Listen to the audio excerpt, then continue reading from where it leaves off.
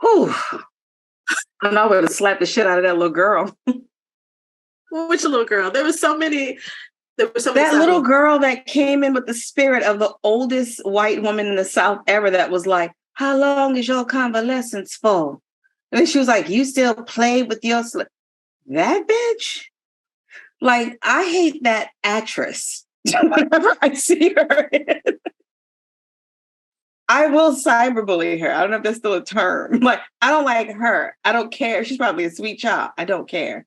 That little girl played that part to the point where I don't think she was acting. What episode did she appear in? 6, 7, or 8? I know it was towards. It was probably 6 because this is when Rufus was still laid up. Okay. Because she came in there and Dana was reading to him and Nigel was like standing there like listening or like whatever he does, because he's the appointed playmate, so he's standing there and she comes in and it's like, how long is your convalescence for? Like she pretty much said something like, oh, I'm calling on you. And I'm like, how old is this? A little person? But it was a child. And then she comes over to the table like she's a nurse, like she knew what she was doing. She's, how's your convalescence for? Like, And then you still play with dolls. And then he was like, oh, they're for my friends or they're my friends or something. And then she's like, you still play with your slaves? And they're all just kind of like looking. And then she sees this shit happens today. She sees that nothing she's saying is landing. And that like, oh, even the person that I thought would be my ally isn't really amening and co-signing. So she goes for the Black woman. And this is a child. And having had to restrain myself many times from choking children was like, oh God. And then because Dana said nothing to her. She was just looking, but she didn't do that avert your eyes thing, I told you is like baked into your attitude down here. And she just looked at, like, you could see her. She zeroed in on her and was just like, your girl is insubordinate. Because I don't think I'm remembering it wrong. She didn't even say anything. It's like, insubordinate how? Because she was looking at her and like meeting her eyes. Girl. So that child had to be like a 10 or 11, right? Watching this show and then reading the book where it delves deeper. It delves even deeper to that. And I'm not sure that character, I don't recall that character actually being in the book. But I really shouldn't have read, I keep mentioning this book, They Were Her Property. I really shouldn't have read it. I thought about that the whole time. When she said the thing about sold my children for some furniture, I was like, oh my God. That was the 8th time They Were Her Property has come up, not just with that show, but since I know that you're reading that and like, I don't know if I told you about it. I remember we were talking and I said, oh, like there's this book. I don't know if you were reading it first. I don't remember, but things will pop up and I'm like, oh, that sounds like something that's probably in that book. But when she said for some furniture, your children, like it's one thing to know about it, but to see it, even though this is a show, but this show, without being violent just to be violent, it really had me thinking, like, I know about slavery. I know that it was horrible, but like, this shit was really terrible. This was just, it was really, really like, in America, we need to see this.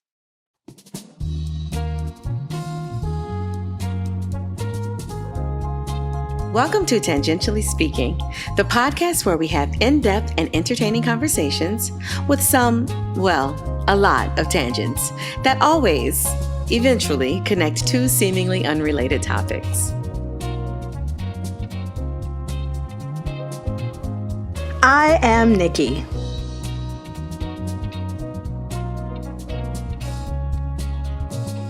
And I'm Nita Sharice.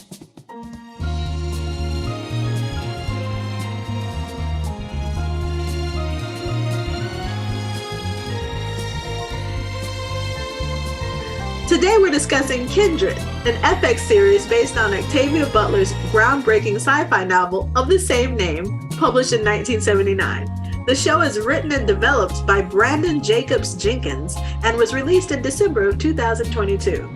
All 8 episodes are available to stream on Hulu. The show is haunting, anxiety-inducing, and invites viewers to consider how they would survive being suddenly thrust into the antebellum South.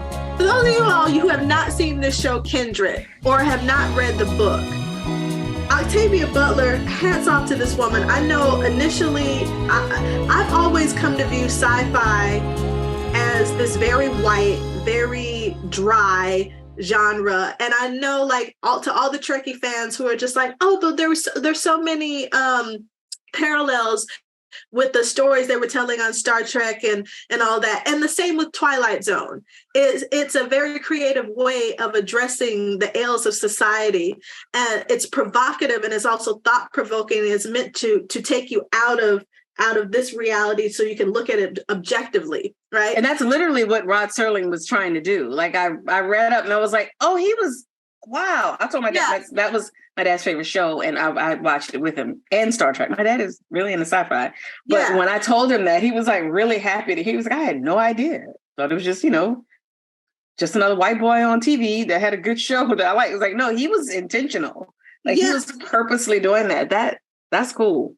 And most sci-fi writers, that is their intent. The good ones, they manage to connect with their audience because it is something that you can connect to what's happening in the here and now, no matter where the storyline takes place. But I saw it as such a white genre that I wasn't interested in it. And so I've been hearing about Octavia Butler for a long time and just kind of been like, So I love that this show gave me excuse. I read a couple of her short stories before. Like, she has this really weird short story about this thing kind of inhabiting your skin.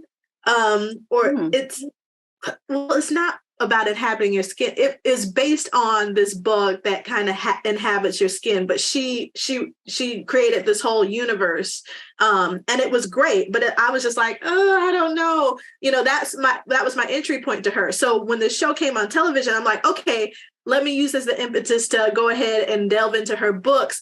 And I so appreciate the show for that, and I hope other people come to her books in the same way. Like this helps them come to her books, because she explained the nuance of the interpersonal relationships of slavery in a way that was so necessary to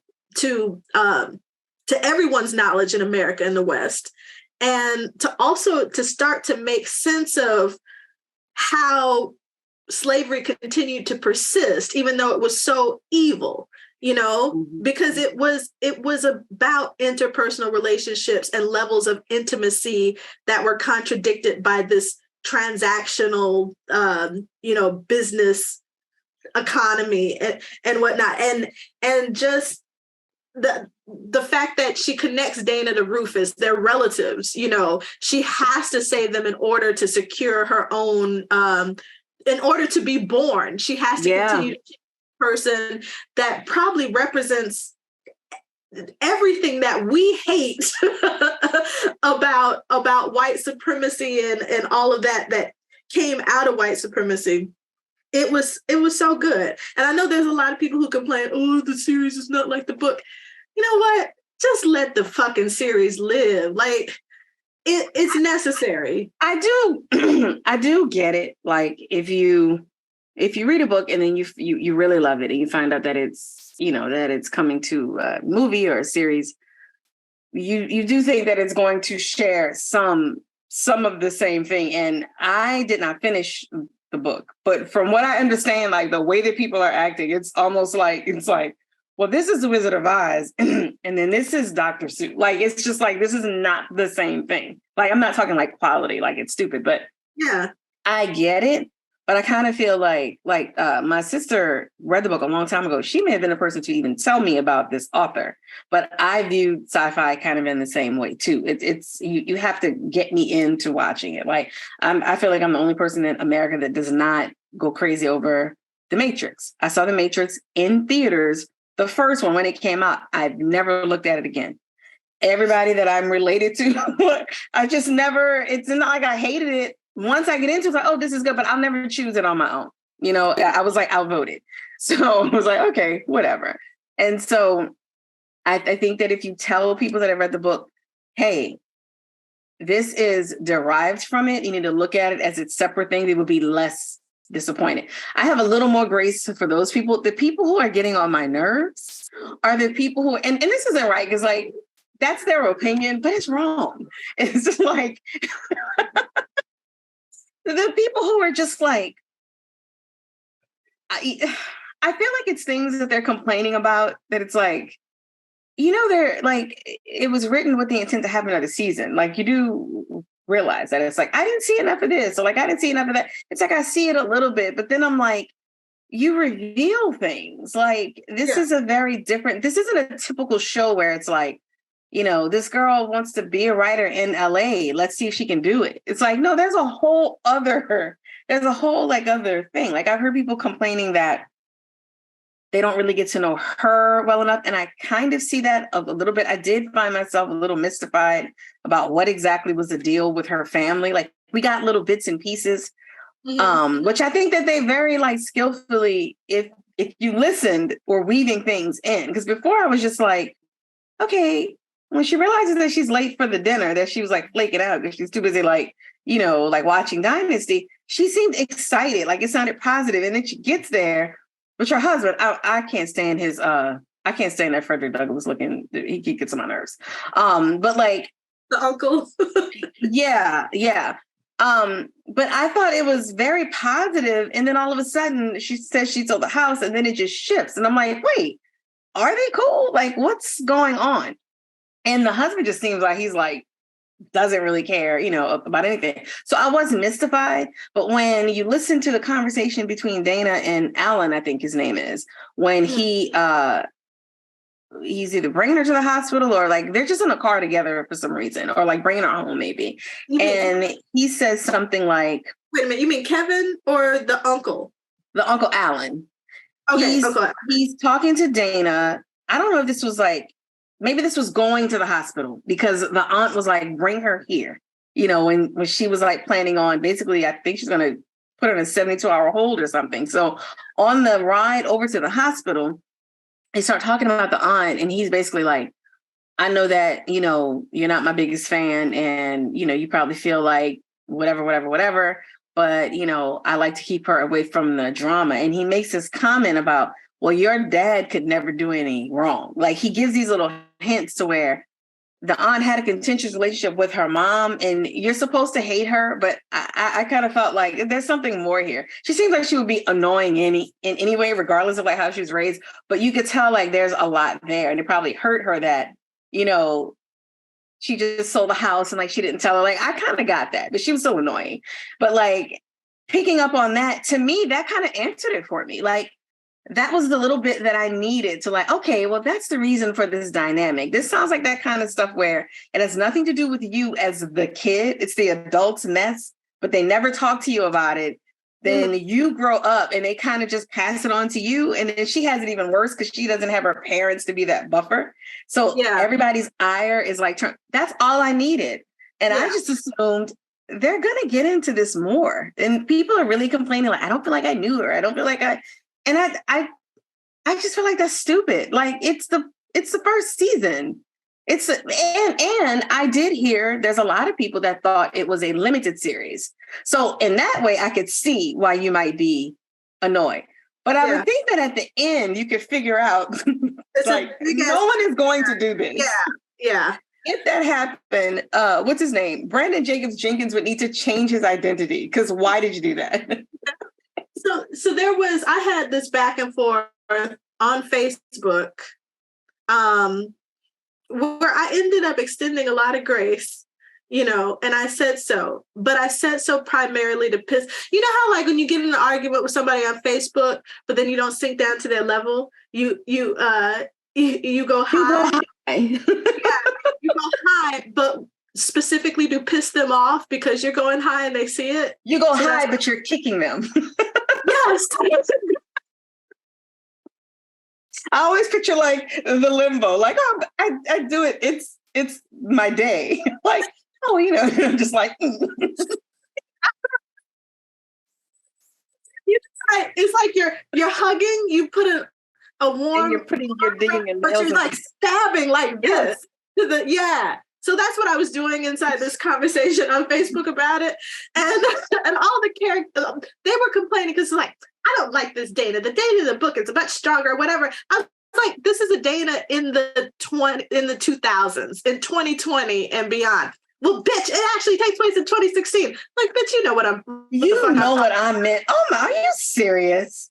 Yeah. I'm like, bitch, you know what the fuck I'm talking about. And she was like, well, I'm not worried because they're going to cancel the show anyway. It's getting bad ratings. And I'm like, oh, great. Celebrate the fact that a Black show is being kicked off because you bitches can't deal with a show that's inspired by a book instead of regurgitating the whole fucking book. Well, like, you can't deal with not full-throating everything. You are not going to love everything.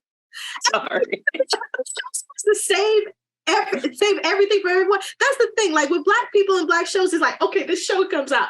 Racism is going to end because of the show. No. No, it's going to ramp up because when there's more of our stuff, just get ready for the backlash. Don't help it. They're going to do that for us. They're so stupid. I'm not saying that you have to just like this, but I don't think there's anything wrong with just being excited that niggas is working and they're writing and it's on like a pretty major network. I don't have to like everything. I don't want to like everything. Like that's not, we're all supposed to be kind of different. And so like my sister read the book, she hadn't gotten around to watching it. And so, but she said, it doesn't matter. I don't really remember anything. And I said, I think if you just look at it as something that was derived from or like inspired by, look at it on its own, because it's really, really good. And I'm like, and I'm not afraid of saying that, like, oh, I'm saying this and I built it up. Like, no, shit is good. It's really good. I'm still on like chapter 3 of the book. And I bought the book way before I think it was when I first heard that they were going to do this, like a year ago. Yeah. And then it just, maybe I need to like buy the actual book because it's just like the audiobook, I start to drift off.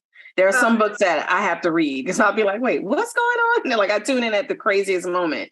But like, you know, I told Cheryl that and she's like, she's excited. I'm like, just look at it as like somebody came up with this concept and it's set now and then they're doing it. Because from what I'm hearing, they could never have, and they say this on, I'll link to it, on Pop Culture Happy Hour, the NPR show. They explain it like, well, he says that he did it the way he did it, like didn't make them marry, didn't do those things because it's not the 70s. And there are certain things that character was doing, like in interacting with a husband where the same people would be like, bitch, what? I wish somebody would. Yes. It wouldn't make any sense. You would be like, what is wrong with this girl?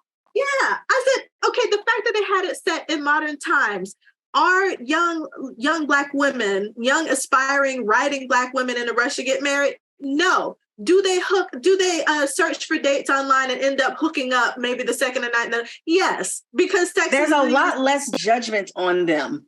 Yeah, exactly. And then like, you know, I think about my niece and nephew now, they are 22 and 18. And they are so oblivious. Like they're aware that, like you were saying earlier, they're aware of family drama, but they're not even checking for like the reasons why the drama is going on. They're just like, whatever, how can I benefit? This is going to affect me going out or whatever. So in those respects, I really do feel like Dana portrayed her role. The actress who portrayed Dana, yeah, I believe her. That's Dana from now on. With a couple of caveats. Well, yes, and my caveat too, like this is a complaint more about the writing than about the character itself, but I see that it was a nod to the book that they had her watching Dynasty, but I don't know like a single young person be like, yep, I'm studying Dynasty to learn how to write about television. That just seems a little bit odd. Well, but they did connect it. Like they did make the connection that she watched it with her grandmother. And so I get the sense that she went to LA to be a writer, but I don't know that that's something that she always knew she wanted to do. It seems like, okay, my parents are gone. My grandmother is gone. I need a reset. I've got these relatives out here that have said that they'd love to have me out here. It is kind of weird that she said nothing and just so it's like, hey, there was a box I wanted to get. Like, I thought that was kind of like, girl, what are you doing? Like, tell them. Maybe she knew they were going to have something to say. I think she was playing dumb by like, what? It's like, you knew what you were doing. Sorry. But like, she didn't want anybody telling her anything or like trying to talk her out of it. That's my opinion. But I get the feeling that the Dynasty thing was really because she said she watched it with her grandmother. And I appreciate it. I loved the line so much where she said she called them her stories and she's telling this to a white guy. I don't know if old white people do this, but that is something that I don't know a Black woman who watches soap operas that calls them soap operas. Maybe some of them may say soaps, but it's stories. Yeah, you watch your story. I'm watching my story. So that felt real to me. And also the thing that she was doing, like they make you do that in every writing class. And they will even pull like a oldie, like to just kind of show like the differences. But she kind of just seemed like, I've decided I want to do this thing. Like maybe she's a talented writer, like she knows that she can do it and it dawned on her. I have no idea, but I guess that's why I kind of gave that a pass. And I just like listened to this thing about Diahann Carroll's memoir. So like the day before, and I was like, oh. And so like, I didn't even see that as strange. I thought it was really, I don't know. I guess I didn't think it was weird. She made me mad with how trusting she was of him from the beginning. I don't care how old you are, which alphabet, Gen Z, Gen whatever. If you're a Black woman, at least past 18, where like something, your fontanelles should be fully hardened. She is past where the fontanelle should be all the way hard. You don't get in a car with anybody like that. And you're not roofied. She trusted him too easily. The ancestors were trying to stop her and she was ignoring it. Okay. All right. So I'll tell you, for a hot minute, I actually believe that about her because, again, remember that some of these kids that are her age, they came up reading history books that were just whitewashed. Like I know you and I read whitewashed history books, but these like I wrote an article about this for Curly Nikki a few years back where the Southern Poverty Law Center was talking about the state of history books today, where it makes slavery look like it was optional and that it was positive. And so there are a lot of youth who came up reading that. And I had the opportunity, for a hot minute, I was considering doing a sales job. And actually I'd interviewed for the position. I wanted to practice interviewing because I wanted to, just practice interviewing for other jobs that I actually wanted. But I interviewed for this job and got it, and then went out on a series of calls with these 20-something-year-old girls. And we're in Atlanta, we're driving through, and they're like, well, why is the street cut off here? This is weird. And I'm like, do you know where we are? We're in Atlanta. Notice who lives on this side of the street and who lives on the other side that's cut off. This was done purposefully. I don't really buy into all that racial stuff. These are Black women? These are Black and brown people.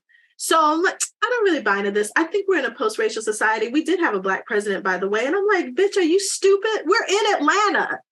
So there is just, there is, I believe that about her, that she was trusting, because I do think that there are a large amount of us who simply don't know how bad it was or how bad it still is, because I don't know, they just had a candy ass, United Color Benetton's upbringing and shit, which somebody could say the same thing about me, but like, no, my dad was too about it. And my mom growing up, they told me about like just the shit that they went through, intermixing or dealing with white people. And so I had my guard up, but some of these young Black folks don't.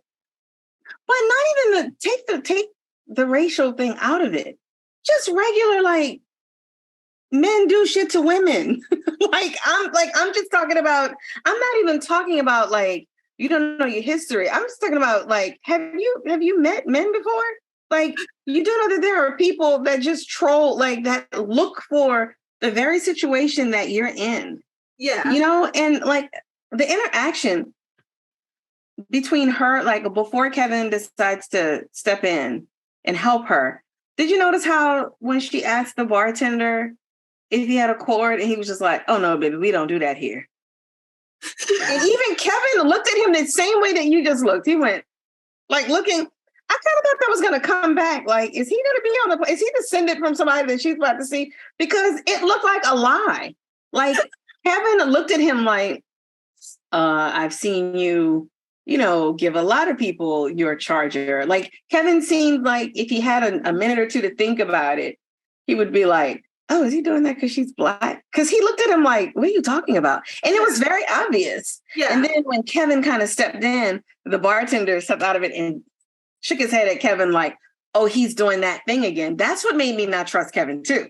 Because he kind of did that thing like, "Oh, he's about to do the old," you know how guys will have this thing that they do, like the good guy and bad guy. And it's just a thing that they'll do to like get girls. And so they know like, hey, let's run the such and such. And when the bartender kind of like shoved off, he was looking at Kevin like, "Oh, you gonna offer her a ride like you always do," which made me think like, okay, this is a serial killer. He also looks like one. He has that nondescript kind of like white dude. Like I was waiting for him to say that he's a comedy writer because he looks like some dude that's worth $1 billion who wrote a show about nothing that everybody goes crazy over. And also, he looked like a comedy dude. Yeah, and see, also in the book, Kevin is a writer as well. So yes. Yeah, so I can see how you would make that connection, but also having been a young 20-year-old something stupid chick who took unnecessary risks, I've been in a position where I've gotten a ride home from somebody I shouldn't, and nothing happened, thank God. But I have been in that position, so I did believe that. I know, but also, and I've done stupid shit too. Like I have done, but like I went out on a date with the person or something. Yeah, like the date is going to save you because there is a thing called date rape. But I'm saying I have never just like, "Hey, you need a ride." Like we haven't had a conversation. You just noticed that. I've never done that. I immediately think like, you're going to kill me. You want to kill me. So I've been in situations where like the ancestors got whoever was looking out for me. I took rides when I probably shouldn't have, but everything worked out. But also, when the bartender looked at him and he looked a certain way, I was like, "What? He's one of those jungle fever types. He's a white dude specifically looking to," and that's what I thought initially. It's kind of like, "Oh, that's his type." Yeah, yeah. And I was thinking about like because I'm on the dating apps too, and I get those intros. Like just recently, this Latin guy was like, "Hey there, gorgeous." And all of his pictures looks like he's gasping for breath. And I'm like, does he think that's sexy? Like, does he look like a Disney character? I just pictured like one of those like really like animated, like the dude in the Princess and the Frog movie. He's like a vaguely Latin. I think they were just trying to just do Creole or something. Yeah. But he's all like that's immediately like what I picture, like, "Hello." This dude, he has like the 5 o'clock shadow going, but he's shaved on top, and he's got like a symmetrical head and everything. He's not a bad looking guy, but he also looks like he's constantly gasping for breath. So I'm just like, yeah, this is gonna be a left swipe. But but those times like I'm looking specifically for a soul sister. Like, no, not today. And Soul Sister's also so dated. Soul Sister just makes me mad because it's old. Like, did you go to school with my dad? Like together at school with him? Not like he was your teacher? Soul Sister? Are you kidding me? You said that shit to me. Yes, I've said it because I'm old. But there's that song, that white boy song. "Hey, Soul Sister, I don't want to miss a single thing." Joy hated it. And I think it was because this white dude is saying Soul Sister. That's a real song. It's popular. Like it's by who? I keep want to say Maroon 5, but it isn't Maroon 5, but it has that kind of vibe. Train. It's by Train. Hey, so I don't want to miss a single thing you do tonight. It sounds like everybody's like playing like a ukulele. It's like I'm whimsical. Is he talking about Black women? Is this a song? Is Train addressing this to Black women? I don't know. I remember seeing the video and I don't remember seeing none of us in there unless it was just like, this is an ambiguous soul. I have no idea. And I think it's even worse. I think he's just using it like, "Oh, you're so soulful," which I also hate. when there was a bunch of white people saying soulful and there's not one non-white person there, I just want to stab everybody. Like, you don't get to say that. Soulful is always going to be us. Okay. That's so irrational, but it's just true. But I don't know. I did kind of think that they were going to circle back. I was like, is the bartender part of the KKK? What's going on? Like, they just like left it there. Maybe second season. Who knows? No, I'm reading the lyrics of this Train song. The way you can cut a rug, watching you is the only drug I need. So gangsta, I'm so thug. Oh, this is why Joy hates the song. I never really knew the lyrics. I would not be surprised if, like Joy's like listening to it to play it and it's like, wait, what the fuck? Like, I remember that song would be on and she'd be like, but I never listened to the lyrics. I just knew it. Soul Sister was enough for me. I was like, I don't want to listen to this. Yeah. So he's talking about his Black girlfriend. He's probably so proud of himself too. But I will say what I do appreciate about Kevin is he was not a stereotype. No. He seems like a real person. Like I kept telling Lance, like, what has this guy been in? I look up his IMDb, I recognize nothing. So I think he literally looks and sounds like a real person that I know. Kevin is in my opinion, a fully realized guy. And I have to say, I really thought it was sweet because he did not have to stick around for that. He owed her nothing. She disappeared in front of his eyes. Yeah. But when you think about what you learn about him later, it makes sense because it's like I noticed how he seemed weirded out, but he was still like, he had this empathy. And so like when you find out like what his issues are, I'm like, oh, he's being there for her because maybe he has, been on a bad trip and like felt alone or whatever. Like he really could have like left. And I liked how, I forget which episode it is, maybe it's the third one or the second one, where you see it from his point of view, where he was leaving, where he was like, okay, she was in the closet, he's picking up his shoes and he's saying like, I can't do this. Then he goes in the other room and she's on the floor. So then he helps her, So, I mean, I thought that was really sweet. The neighbors, they were a little over the top to me, a little bit like, they sufficiently made me mad like they were supposed to, but I don't know, to me, just a little bit, it seemed like, really? Like this bad? It just seemed very obvious, like, and here's the Karen. Yeah. And here's our husband like calling her crazy. And then like later on, he plays in Billions, by the way. He's always a weird, stoic character. So it was funny seeing him. But then on some points, I was like, I don't like this lady, but I would be concerned too if I kept hearing screaming, blood curdling screams. So I appreciated that too, because I was kind of like, gotta say, I would be like, are you okay? And then, I believe she's a full out racist and she's the worst kind. She's probably like a liberal racist, or maybe she's not. But at the same time, nobody wants to be the person that ignored some shit and then the person's dead. Because what I did appreciate is they didn't seem to automatically think that it was her. She was like, is he bothering you? So I was like, well, points for that. For like, not just assuming like, oh, the chick is crazy or it's a Black woman. So like, she's mad and, trusting that the white guy. She immediately was just like, if he's hurting you, and we need that, like as women, like you need people to be like looking out, but they still got on my nerves, especially when she lied and said, oh, there's something going on with drugs too. No, nothing had ever happened with drugs. She just threw that in. They always do that. See, and that's another reason why I appreciated the show, because it's the complexities of those relationships that happen in California among your neighbors. That woman was concerned about her property value just as much she was concerned about, she saw another woman and like there was violence and everything, but also she's a white woman. So there's that thing going on. And to me, that parallel the complexities of the relationships going back into Antebellum South. And I'm like, you know what? You motherfuckers are sleeping on this show. If you're going to like just have a heart attack because it's not the same as the book, just go somewhere and die quietly by yourself. These are the same people that were upset with Atlanta season 3 because they didn't get it and they wanted to see more of the cast. Rapping Atlanta, which can be heard anywhere you get your podcast.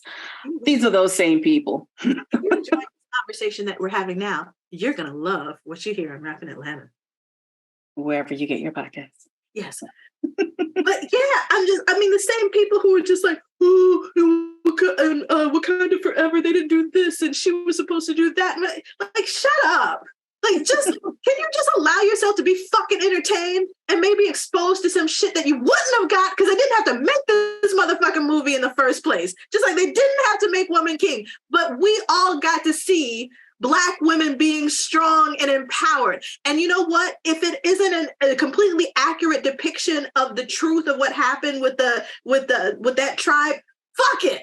Like, you know, white America and the West, they can make up all kinds of stories and fairy tales about their heroes and everything, and everybody just accepts it, whether it's the truth or not. But us, we gotta stick to the truth, or we gotta match this. Like, we can't go off on. You don't. You just need to get your point across. You need to inspire people to go pick up the book, to then go see the actual thing. When you accept all this art for what it is, and you see how Woman King came out, and then a little bit later, the Black Panther movie came out, and then to see how Ryan Coogler and like whoever else like worked with him on where he took, like, they actually did their research on the tribe that was featured in the other. It was so cool to see the parallels. It was almost like, and here's a movie about the Dora Milaje. I know it's not them, but you could tell from how they look like, oh, they totally got this from them. But it's a continent. Like, you want people to know, but then you're mad that it isn't exactly. If you did something exactly, that's no longer a movie for entertainment. We're now watching school. And I say this as an educator.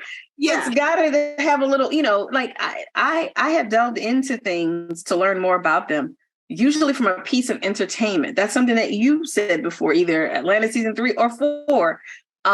Heard wherever you get your podcast, that entertainment is the way you kind of get people wanting to know. Nobody's going to open up the book and be like, why Viola Davis not in this book? It's like, it whets your appetite. And then you learn the real thing. What is wrong with everybody? We have gone from having nothing to not having this. I cried when I saw in Woman King that they were actually depicting, because I have never seen depicted on screen the slave trade from that end. Mm-hmm. I have always seen we're arriving. Like, when I was little, for the longest time, I'm ashamed to say how long, I really thought that was the beginning of our story, because that's all I heard in school. Mm-hmm. Booker T, George Washington, the other one with the crazy hair, I can't believe I just like blinked on, Frederick Douglass, also known as Uncle Allen. I really thought that was just it. And then, you know, Harriet Tubman, Sojourner Truth, and all these other really pissed off looking Black women. And we just started there. We started in chains, and then we put on dresses and suits and looked normal. I did not even know about all of the other things. So to see in Woman King the actual, like, the turmoil that is happening and how some people are for it and some people are against it, and it's like they're really selling their people. I bawled because I looked at my sister and I was like, the people that they're putting on these ships, this is not a hot take, but it's like, that's us. Like, that's where we came. It's powerful to see that. I know all of this, but you got to see it. And people are stupid. And it makes me mad because it's more Black people hollering about this than the people who you really want to like. So can you check yourself, please? Because I really appreciate him for bringing it up, because the problem in America is that they think that everything was a long time ago. Yeah. If he had kept it where it was, they could still kind of be like, but it's not like that now. People love to say that. People even say that about shit that happened in 2010. Like, it's been a mere 12 years. Like, have you met a 12-year-old kid? They don't know. Have you read Solomon Northup? You know what happened in 12 years? I will relate everything back to slavery. I was like, do you know what happened in 12 years?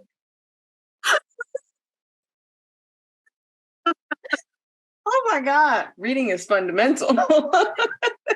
Really, I don't know. People are just making me mad. I think he's done a wonderful job. And the quibbles that I have aren't even like, they're the kind of quibbles that you have when the thing was really good. Like that, like it's little, just tiny things. But my one thing, what's his name? Luke. I was telling Lance, Luke does not seem like he put himself in the antebellum South at all. Luke is like, his attitude and everything was like, I just saw that dude driving an Uber. Like, he didn't have any of he did not seem old timey to me at all. Like the way he looked and just acted, it was like he's gonna go take off those clothes and go shoot some hoops, like in 1815. Wait a minute, which one was Luke again? Like the overseer guy, Oh, the black guy that was over them. He's the only one that I was like, bro, are you acting? Like, but then I corrected myself because I told Lance, I was like, his attitude isn't like, but then I corrected myself and was like, first of all, what I associate with Black men today is descended from something. And I have no idea. Like, I'm so used to seeing the head bowed down. And so then when I watched it again with him, then I said, well, he would have this attitude because he's an even though your boy from True Blood is an asshole, they grew up together and he probably does not feel like one of the enslaved people that were just purchased. That's just like, where am I? He's at his house, basically, or at least like with people that he knows, And so he did kind of have that swagger because there's a point where there's like a white relative, Jacob, and he's talking to him like he works for him because I think Dana was like, either Dana or Kevin was like, does he work for you? And I thought he was going to address that. And he didn't. He just said, I wouldn't call what he does working. And I'm like, wait, what the fuck is going on here? You're not about to kill him for saying that?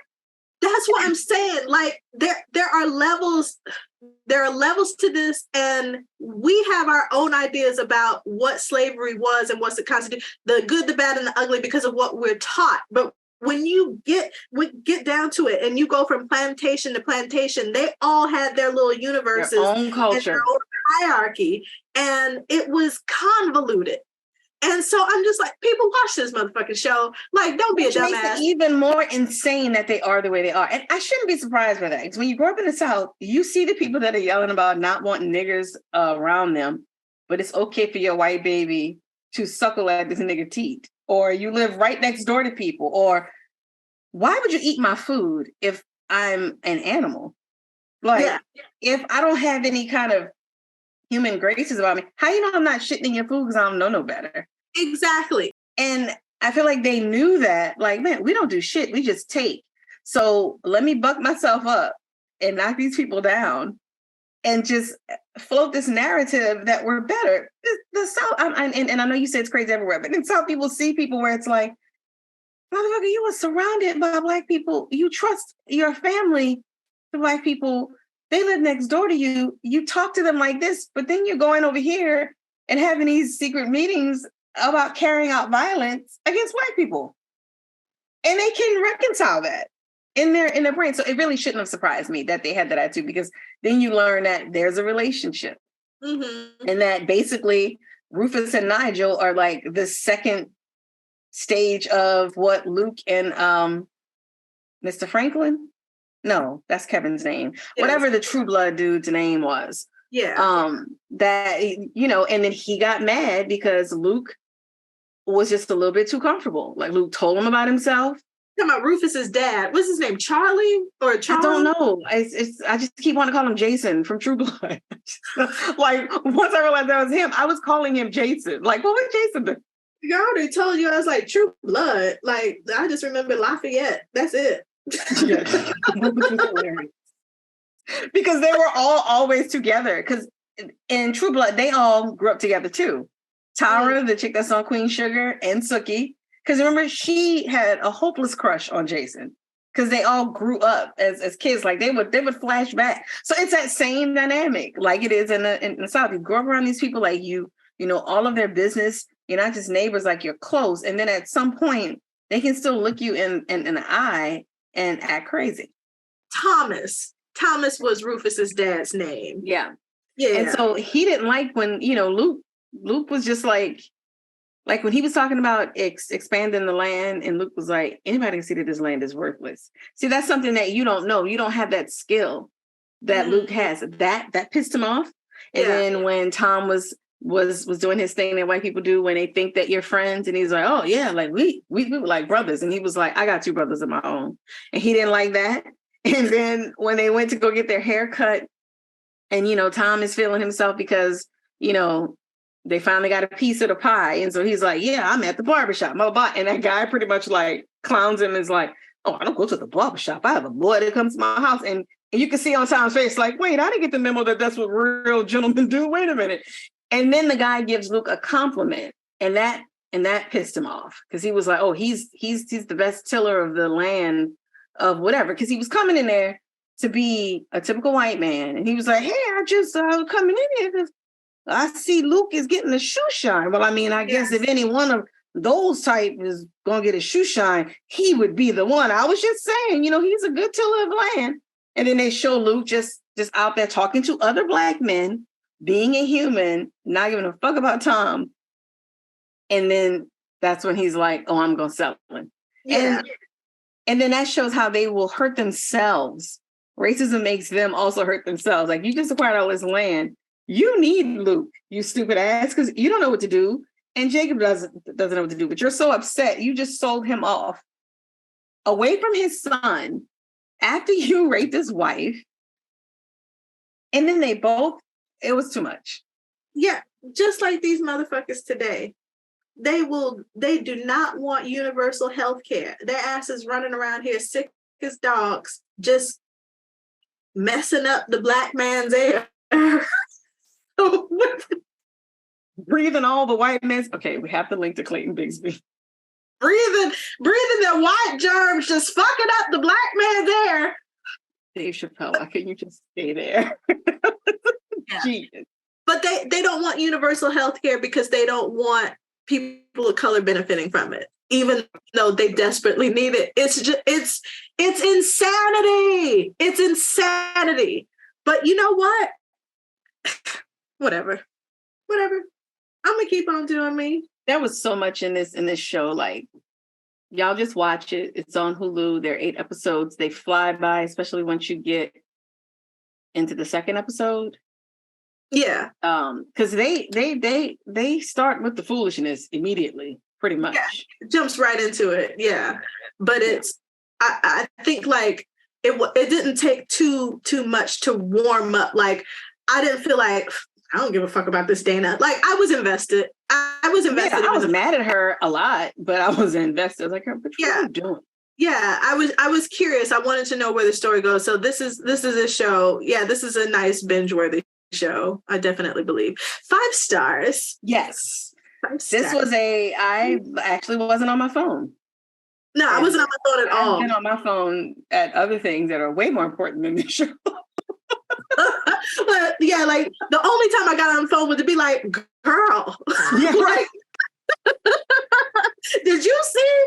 Yeah. Or when I was like, "Wait a minute, did the K and the D and the title card separate because they both got taken?" Yeah, they were just really Same, like, when you're being like, "What?" It's like,